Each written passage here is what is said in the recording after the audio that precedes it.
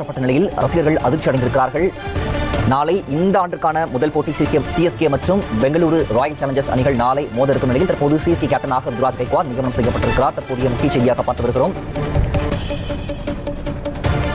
நடப்பு ஐபிஎல் தொடரின் முதல் போட்டி நாளை நடைபெறவுள்ள நிலையில் சிஎஸ்கே கேப்டனாக ருத்ராஜ் கைக்வாட் நியமனம் செய்யப்பட்டிருக்கிறார். தற்போதைய முக்கிய செய்தியாக பார்த்து வருகிறோம். நாளை சிஎஸ்கே மற்றும் ராயல் சேலஞ்சர்ஸ் பெங்களூரு அணி சென்னையில் போட்டியிட இருக்கிறார்கள். இதையடுத்து தற்போது சிஎஸ்கே கேப்டனாக ருத்ராஜ் கைக்வாட் நியமனம் செய்யப்பட்டிருக்கிறார்.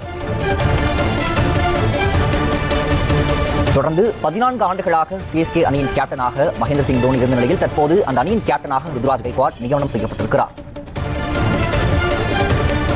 நடப்பு ஐபிஎல் தொடரின் முதல் போட்டி நாளை நடைபெறவுள்ள நிலையில் சிஎஸ்கே கேப்டனாக ருத்ராஜ் கைக்வாட் நியமனம் செய்யப்பட்டிருக்கிறார். தொடர்ந்து 14 ஆண்டுகளாக மகேந்திர சிங் தோனி அந்த அணியின் கேப்டனாக இருந்து வந்த நிலையில் தற்போது சிஎஸ்கே அணியின் கேப்டனாக ருத்ராஜ் கைக்வாட் நியமனம் செய்யப்பட்டிருக்கிறார்.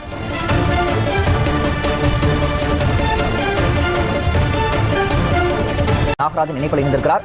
நாகராஜன் வணக்கம். சிஎஸ்கே கேப்டனாக ருத்ராஜ் கைக்வாட் நியமனம் செய்யப்பட்டிருக்கிறார். விவரங்கள். வணக்கம் பிரகாஷ். 2024 ஐபிஎல் கிரிக்கெட் தொடர் இந்த எலெக்ஷன் மத்தியிலும் ரொம்ப பரபரப்பாக பார்க்கப்பட்டு வருது. நாடாளுமன்ற தேர்தல் ஒரு பக்கம் இருந்தாலும் ஐபிஎல்கான கிரேஸ் அப்படிங்கிறது குறையாம தான் இருக்கு. சென்னை சூப்பர் கிங்ஸ் ஒரு சக்சஸ்ஃபுல்லான அணி, கிட்டத்தட்ட 5 சாம்பியன் பட்டங்கள் வென்றிருக்கக்கூடிய ஒரு அணி. மகேந்திர சிங் தோனி இந்தியாவுடைய முன்னாள் கேப்டன் அப்படிங்கிற ஒரு ஜாம்பவான் தலைமையில் இருந்த அந்த அணியினுடைய புதிய கேப்டனாக ருத்ராஜ் கைக்வாட் இளம் வீரர் நியமிக்கப்பட்டிருக்காரு. சென்னை சூப்பர் கிங்ஸ் அணியினுடைய top order batsman. Chennai super kings அணியினுடைய கேப்டன்சி மாற்றத்தை பொறுத்து பார்க்கிறப்ப 2022 இதுக்கான சேஞ்ச் அவங்க கொண்டு வந்தாங்க. குறிப்பாக பார்க்கும்போது ரவீந்திர ஜடேஜாக்கான பதவியானது கொடுக்கப்பட்டிருந்துச்சு. ஆனா ஒரு 4 போட்டிகள்ல ரவீந்திர ஜடேஜாவுடைய தலைமையிலான சென்னை சூப்பர் கிங்ஸ் அணியினுடைய பங்களிப்பு அப்படிங்கிறது சிறப்பாக இல்லாத ஒரு காரணம் மீண்டும் MS தோனியை கேப்டனா நியமிக்கப்பட்டிருந்தாரு.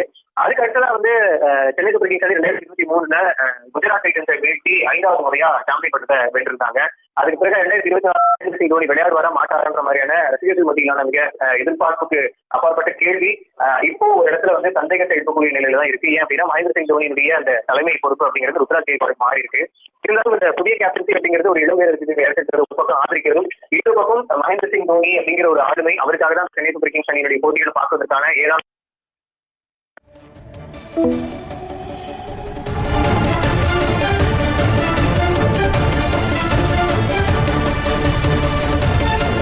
செய்தியாளர் நாகராஜன் இணைப்பாளர் துண்டிக்கப்பட்டிருக்கிறது. மீண்டும் அவரை நாம் தொடர்பு கொண்டு விவரங்களை கேட்டு வரலாம்.